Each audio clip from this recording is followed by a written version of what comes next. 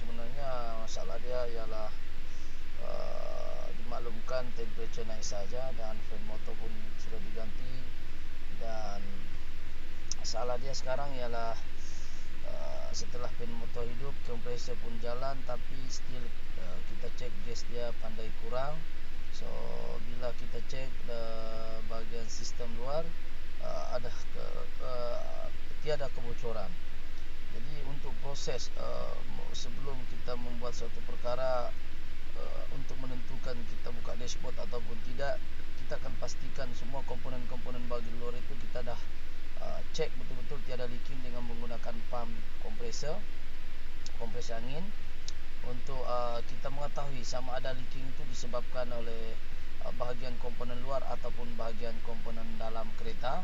Dan kita faham bahawa Saga FLX ini ataupun semua kenderaan termasuk kereta-kereta yang MPV, sekiranya kita punya SOP bahagian luar tiada leaking, kita akan cek bahagian dalam lah. Bahagian dalam hanya satu ataupun dua barang, iaitu valve ataupun cooling coil. Tapi di bahagian luar tu ada banyak komponen, daripada kompresor, kondenser, pipe, dan juga komponen-komponen lain yang dulu kita akan pastikan pressure switch, dan juga mana-mana komponen luar dahulu kita utamakan, sebab tak susah cooling coil nak buka. Sebab kalau kita nak buka bahagian dalam, kita kena barai dashboard, sama ada secara by pieces ataupun secara by tulang, ikut kenderaan lah, jenis-jenis kereta yang kita buka dia punya dashboard.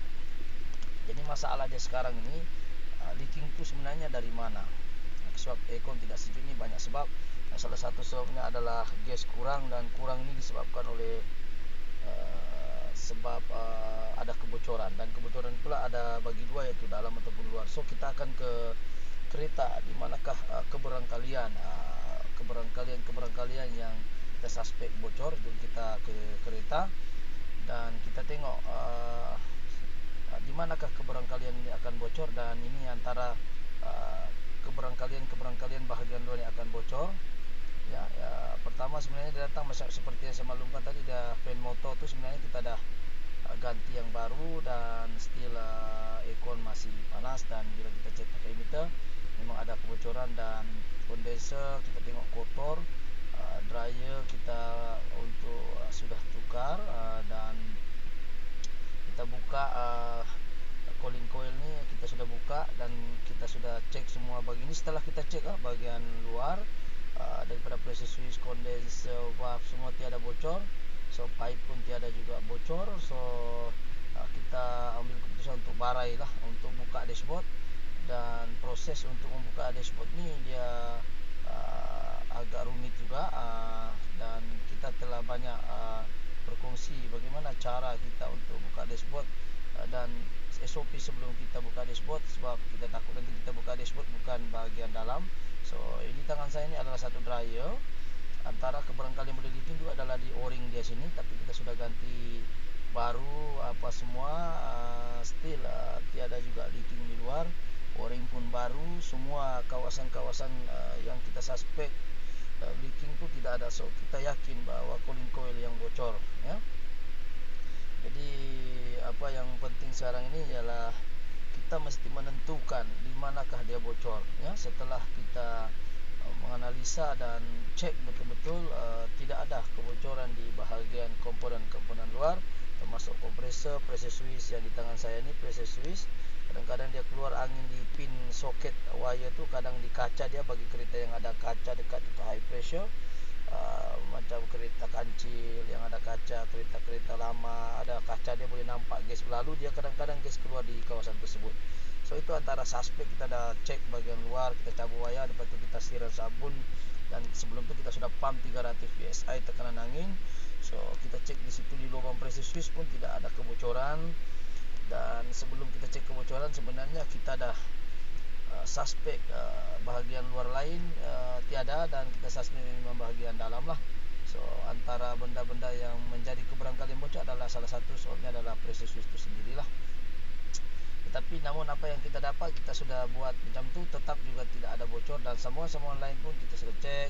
Di kompresor kita sudah cek, di kompresor kadang keluar di bahagian o-ring pipe tu, kadang di kompresor, kadang juga di lip seal kompresor. Kalau lip seal agak sukar sedikit lah, kadang-kadang kalau lip seal dia keluar ya kena tukar kompresor ataupun kita repair itu lip seal dia lah kalau dapat dia punya spare part. So apa yang penting di dalam sistem Econ ini, yang penting yang kita mau bahas ialah setelah bagian luar kita tidak ada sudah didapati tidak ada kebocoran, so memang suspek dia di dalam tu cooling coil lah. So ini antara cooling coil yang telah kita keluarkan dan kita tengok perbezaan yang baru dengan yang lama, dan kita telah hantar video sebenarnya dengan owner dia begitu kotor sekali dan berlecak lah, macam kotoran-kotoran ni kalau kita fikir dari manakah puncanya, ni adalah daripada kotoran-kotoran yang tidak diservis lah, lama tidak diservis. Dan sebelah kanan saya itu adalah contoh cooling coil yang baru dan bersih. So sepatutnya dia dalam keadaan seperti di sebelah kanan saya. Tapi kena ingat proses untuk keluarkan cooling coil, kita kena barai dashboard tu seperti mana yang kita tengok di sini ya, kita tunjukkan di sini. Kita kena buka steering. Cuma kebaikannya Saga FRS ni kita tidak buka by pieces, tapi kita buka by tulang, di mana kita angkat rangka dia ni bersama dengan tulang, bersama dengan dashboard dia sekali. Walaupun bunyi macam senang, tapi sebenarnya agak sukar dan mencabar jugalah, sebab kita kena pelan-pelan, sebab dia melibatkan wiring dan juga komponen-komponen lain. Kita barai semua ni dan kita angkat sama tulang sekali dengan dia punya besi-besi sekali sama plastik dia. So itu untuk adalah cara kami lah untuk mengeluarkan cooling coil tersebut. Jadi proses untuk mengeluarkan cooling coil ni bukan perkara yang mudah, bukan perkara yang orang bilang senang. Kena pastikan kebocoran itu betul-betul berlaku di dalam, sebab proses untuk buka dia kena keluarkan tu dashboard, barulah kita boleh dapat itu keluarkan cooling coil tersebut. So itu yang kita kita cuba terangkan dengan customer lah. Kita cek bagian luar dulu. So sekarang yang kita mau bahas, apakah sebenarnya punca kenapa cepat sangat cooling coil kotor ni, apa faktor dia, dan daripada kotor tadi tu mempercepatkan proses kebocoran cooling coil sehingga macam berlumut ni. Sebab apabila terlalu kotor dia akan menghakis sirip-sirip cooling coil tu, dan seterusnya dia akan menyebabkan gas akan keluar di kawasan yang bocor tu. Jadi sama ada dia bocor kasar ataupun tidak bocor halus. Kalau kita nampak ni, saya menggunakan screwdriver ni untuk memperlihatkan betapa kotornya kawasan-kawasan cooling coil, dan itulah yang sepatutnya kita nampak sekiranya kita tidak servis Econ kita mengikut kilometer ataupun jadual kilometer yang sepatutnya ya, di mana kita sepatutnya servis dia. Dan kita mau bahas sekarang ini ialah kenapa cooling coil ini cepat kotor, dan seterusnya daripada kotoran tadi menghasilkan kesan jangka panjang di mana dia akan menghasilkan kotoran. So punca yang pertama adalah kotornya ini istilahnya blower kotornya. Kita jarang servis tu blower, dan blower tu kan dia sifat dia berpusing, dan kotoran yang melekat di blower tu dia akan hantar ke cooling coil tadilah, sebab cooling coil tu duduk selepas blower, dan kotoran-kotoran itu dalam masa yang bertahun-tahun sikit-sikit dia akan kumpul lah kotoran-kotoran tersebut, disebabkan oleh mungkin faktor pertama adalah ialah kita tak servis tu blower, dan juga kita tidak servis secara berkala lah. Itu yang pertama. Sebab kalau kita tidak servis berkala, kotoran yang sikit-sikit lama-lama jadi bukit tu kotoran, seterusnya dia menjadi tumpukan-tumpukan tanah ataupun habuk-habuk melekat dekat cooling coil, disebabkan oleh putaran blower tadilah, putaran blower tadi tu. Jadi kita kena faham bahawa sistem blower ni dia berfungsi menolak angin ke cooling coil, dan hasil daripada kondensasi ais tadi yang melekat di cooling coil tadi, itulah yang kita dapat rasa sejuk. So bila berlaku kekotoran begini, maka aircon tidak akan berapa sejuk, dan mungkin dia akan berlaku cut off yang terlalu laju lah. Jadi ini yang kita tidak mau. Sekiranya dia kotor saja, mungkin kita boleh tukar saya cooling coil. Yang kita takut bila kita biarkan berterusan dan kita tidak servis secara berkala, boleh menyebabkan kompresor mungkin boleh jam, ataupun sistem boleh menjadi hitam, dan itu mungkin efek yang lebih besar. So kalau kita nampak ni kotoran yang bertahun-tahun tu sikit-sikit yang dihasilkan oleh blower punya putaran dan juga faktor-faktor lain, sebab kita tidak servis, dia menyebabkan longgokan tanah ataupun habuk-habuk dan seterusnya menghakis. Jadi akan masukkan asid dan menghakis celah-celah cooling coil tadi, dan seterusnya gas keluar di celah-celah hasil tindak balas kimia, ya. Okey, yang kedua, selain faktor tidak ada service, yang kedua ialah faktor cartridge ni. Faktor kepada cooling coil cepat kotor dan seterusnya bocor adalah sebabkan cartridge yang kita guna original ni macam penapis kopi ni. Ini cartridge original yang biasa, dia sebenarnya habuk tetap tembus asal ini kotor. Tetapi apa yang kita cadangkan adalah faktor cepatnya ialah filter itu sendiri. Cabin filter itu kena ganti dengan cabin filter jenis cartridge di sebelah kanan saya. Dia menapis lebih halus dan tidak tembus istilahnya lagi cepatlah cooling coil itu kotor berbanding dengan cabin filter di sebelah kanan saya yang hitam ini. Dia jenis original tapi dia tembus. Kalau lama-lama dia tembus, tapi berbanding dengan yang satu ni dia tidak berapalah, sebab dia apabila dia tembus nanti sikit walaupun kita nampak macam tidak dapat tembus, sebenarnya dia tetap tembus sebab dia mempunyai jarak lubang yang agak kasar berbanding dengan cartridge yang menapis secara lebih halus. So kita mencadangkan untuk ganti cabin filter yang ini, dan kita nampak kedudukan dia, ya, bagaimana kedudukan cabin filter ni berbanding dengan yang original dia. Original dia ada daya tembus dia itu lagi besar berbanding dengan yang ini, daya tembus. So angin dari atas tu dia sedut menghasilkan ni, dia akan keluar habuk juga walaupun dia tapis, tetapi daya tapis tu tidak berapa banding dengan cartridge yang kita pegang ni. Lebih halus, dan proses mempercepatkan kotoran di cooling coil itu agak lambat berbanding kita menggunakan cartridge punya so kita akan cadangkan dengan customer untuk ganti.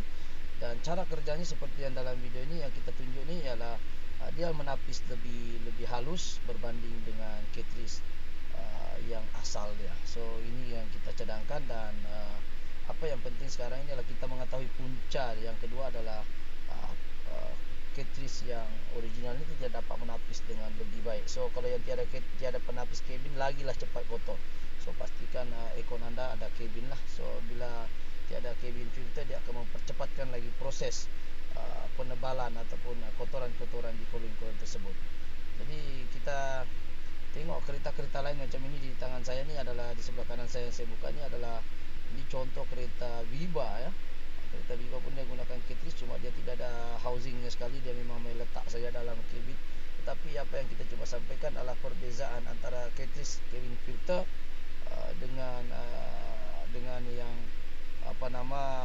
yang original dia, yang yang menggunakan jaring-jaring saya ni, lebih mudah zara-zara ataupun habuk-habuk akan tembus banding dengan yang saya pegang ni lah, iaitu cabin filter jenis cartridge. Jadi kita tidak mahu nanti habuk itu masuk ke dalam dan mempercepatkan lagi proses cooling coil tadi kotor seperti yang kita nampak ni lah. So ini yang antara benda yang menjadi faktor penyumbang kepada cepatnya cooling coil tadi kotor dan seterusnya dia bocor. Jadi ini kita kena faham lah, kita kena alert tentang kabin ni. Dan kalau boleh kabin yang kalau Sagai Velis ni kita cadangkan gunakan cartridge, kita tukar balik yang dia punya original. Cuma yang original itu senang cuci. Kalau yang cartridge ni kalau dah kotor kita tak boleh cuci, kita just pakai buang. Tetapi dialah tak semahal mana berbanding kita kena buka lagi kosnya, kena warai dashboard. Itu cartridge tu anytime kita boleh buka dari luar. So saya rasa tidak rugi untuk kita pakai cartridge punya cabin filter, sebab kita faham blower ni dia akan mengisap, sebab cabin tu di atas blower dan dia putar, dan putaran itu nanti akan menyedut habuk-habuk. Dan kalau ikut sepatutnya habuk itu tadi ditapis dahulu oleh cabin filter, barulah yang bersih udara dia sahaja yang akan masuk ke cooling coil. Tetapi apa yang terjadi bila menggunakan saringan cabin filter yang seperti jaring-jaring dawai-dawai ini, dia boleh tembus. Sebab kita kena faham bahawa faktor ini juga sangat penting. Selain daripada itu, faktor lain juga ialah yang ketiga ialah dari segi tanggungjawab owner itu sendiri yang tidak ataupun jarang ataupun sibuk tidak menjaga kebersihan dia. So Sebelum saya bahas lebih lanjut tuh ialah kita bahas yang ke faktor keempat lah. Tadi seperti ketiga keempat dulu saya bahas ni ialah cabin filter yang udara luar dan dalam ni sangat penting lah. Sebab udara luar dan udara penting bila kita buka udara luar, dan yang keempat ni kalau kita buka nanti habuk dari luar akan cepat lagi masuk. Sebab udara luar ni tidak boleh masuk. Sebab bila udara luar masuk, segala habuk daripada enjin, habuk-habuk dari kenderaan depan, dia akan masuk di dalam lubang-lubang ni dan seterusnya mempercepatkan lagi proses cooling coil bertambah kotor. Sebab kita sentiasa buka udara luar. Sepatutnya kalau kita hidupkan aircon, udara luar tak boleh masuk dan kita mesti mau tutup dia. Jadi ini contoh kelisa lah ini, sebab kereta sudah kita buka tu dashboard dia. Ini contoh saja, udara luar tidak boleh dibenarkan masuk ketika aircon berfungsi. Sebab ketika aircon berfungsi, blower berjalan, dia akan menghasilkan tarikan dari habuk-habuk dari luar lagi senang masuk. So kita kena alat lah. Faktor keempat ni adalah selektor udara luar ni perlu ditutup untuk mengelakkan lagi pengurangan ataupun mengelakkan supaya cooling coil bertambah kotor. Jadi kita kena alat, mungkin kita tidak faham udara luar ni sebenarnya diguna apabila kita offkan aircon. Tapi bagi saya sebenarnya benda ni tidak perlulah dibuka. Kalau nak pakai udara luar itu sebaiknya pakailah angin saja, buka tingkap. Tapi ini yang kita bahas ialah faktor penyumbang kepada cepatnya cooling coil kotor adalah udara luar tu kita buka secara berterusan dalam keadaan aircon on. Jadi itu satu tindakan yang tidak baik dan mempercepatkan kotornya cooling coil. Walaupun nampak simple, tapi itu adalah salah satu penyumbang kepada cooling coil cepat kotor. Jadi kita kena faham di situ. Jadi ini udara luar dia ada satu butterfly dalam, dia buka tutup. Jadi ketika kita buka, dia akan membenarkan habuk-habuk dari luar. Sedangkan kita tidak buka pun dia pandai masuk, apalagi kalau kita benarkan dia masuk dalam keadaan aircon terbuka. So kita akan ke faktor yang saya rasa yang seterusnya, yang saya sambung tadi yang ketiga. Sepertinya pemanduan tu kita kena jaga kebersihan lah. Seorang pemandu yang ketiga tadi saya sambung balik, kita jaga kebersihan, kapet sentiasa bersihkan. Jangan biarkan itu kenderaan kotor, vacuum. Habuk-habuk dari kaki akan mempercepatkan lagi proses kotornya. Sebab di kapet tu dia akan habuk itu akan terisap oleh blower tadi, tersedut oleh blower. Bila kita on, apabila habuk banyak, kita masuk dengan kasut dia berlumpur, dengan bertanah dia sekali, itu lagi mempercepatkan proses kotornya cooling coil tadi, disebabkan oleh pengguna itu sendiri tidak menjaga kebersihan kenderaan mereka. Dan kita kena ingat blower itu di tapak kaki sebelah kiri penumpang, dan sekiranya kita tidak alert tentang kebersihan, maka proses untuk mempercepatkan kotornya cooling coil dan efek jangka panjang bocor akan memberi kesan ataupun kos mungkin lagi tinggi. Jadi itu kita kena alert lah. Faktor penyumbang dia adalah customer ataupun pengguna itu sendiri, jenis yang tidak pandai menjaga kebersihan kenderaan dia jarang vacuum. Itu yang ketiga yang saya sambung balik daripada yang keempat tadi lah. Jadi yang kita tidak mau ialah jaga kebersihan kenderaan kita, jangan terlalu kotor, sentiasa vacuum. Sebab kotoran itu nanti akan disedut oleh blower itu akan hantar ke cooling coil dan seterusnya mempercepatkan proses cooling coil bocor. Sebab disebabkan oleh tindak balas kotoran tadi akan menghaki cooling coil tadi, dan seterusnya cooling coil akan bocor lah. Jadi seterusnya ialah faktor yang lain adalah yang kelima, tak silap saya, adalah faktor geografi, faktor ataupun faktor persekitaran. Jadi kalau kawasan kita juga ni tempat kita kotor, banyak habuk, kawasan laluan lori, gravel juga mempengaruhi proses kotornya, istilahnya habuk-habuk akan dihisap oleh blower tadi. Sebab bila kawasan kita itu gravel, banyak habuk, berbanding dengan orang yang persekitarannya agak bersih di bandar, akan memperlambatkan berbeza ataupun lagi lambat kotor banding dengan orang yang tinggal di kawasan-kawasan berhabuk ataupun kawasan berisiko ataupun persekitaran ini. Kalau kita nampak blower ni, inilah cara dia sedut untuk abu-abu. Sebabkan persekitaran kita mungkin yang sentiasa secara langsung secara langsung kita ke persekitaran kita itu kotor, abu sentiasa ada 24 jam, so mungkin dia lagi mudah atau lagi cepat cooling coil kotor seakan oleh tarikan blower tadi sebabkan oleh ini. Jadi kita kena rajin bersihkan lah, seperti ini kita bersihkan blower, dan ini antara langkah kita lah untuk mengelakkan sebenarnya supaya cooling coil yang tidak cepat kotor dan seterusnya bersih. cerita ni sebab kan blower ni main peranan sebab dia yang menyedut dan juga menolak angin ke cooling coil, dan cooling coil tu sebenarnya ke muka kita lah. So ini kita kena rajin bersihkan lah motor blower ni tadi. Jadi kalau kita tengok sekarang bagaimana cara kerja dia, blower tu kita gunakan dami-dami saja, kita pasang dami-dami dan kita tengok tu kabin dia duduk dekat mana. Jadi ini contoh sajalah kita pasang dia untuk istilahnya untuk lebih mudah kita faham bagaimana cara kerja kabin ni boleh mempengaruhi istilahnya habuk masuk ke dalam cooling coil. Ini contoh saja Ini contoh bagaimana habuk tu dia masuk di atas, lepas tu dia sedut, ditapis dan tu pergi blower. Blower ni menyedut dan sedutan tu akan ditolak balik ke cooling coil. Itu cara kerja dia. Untuk lebih mudah faham, kita akan masukkan cooling coil yang baru sebagai dami-dami. Dami-dami ni maksudnya sekadar dasar pandang dia lah, supaya kita lebih mudah faham bagaimana cara kerja blower dan seterusnya cara kerja aircon tu sebelum kita dapat merasa sejuknya ke muka kita, ke kaki ke mana lah. Jadi ini contoh kita pasang. Begini keadaan cooling coil dia lah kalau kita pasang.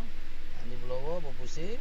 Jadi bayangkan kalau persekitaran kita berhabuk, kabin lagi tidak dapat menapis, persekitaran kita ini penuh dengan habuk, dan dia mempercepatkan lagi proses kotornya cooling coil tersebut. Jadi itu yang kelima, itu faktor persekitaran kita juga mempengaruhi berlaku cepat atau lambat cooling coil kita kotor. So apa yang penting di sini yang saya nak bahaskan ialah bagaimana cara kerja cooling coil dengan hubung kait dengan blower tadi.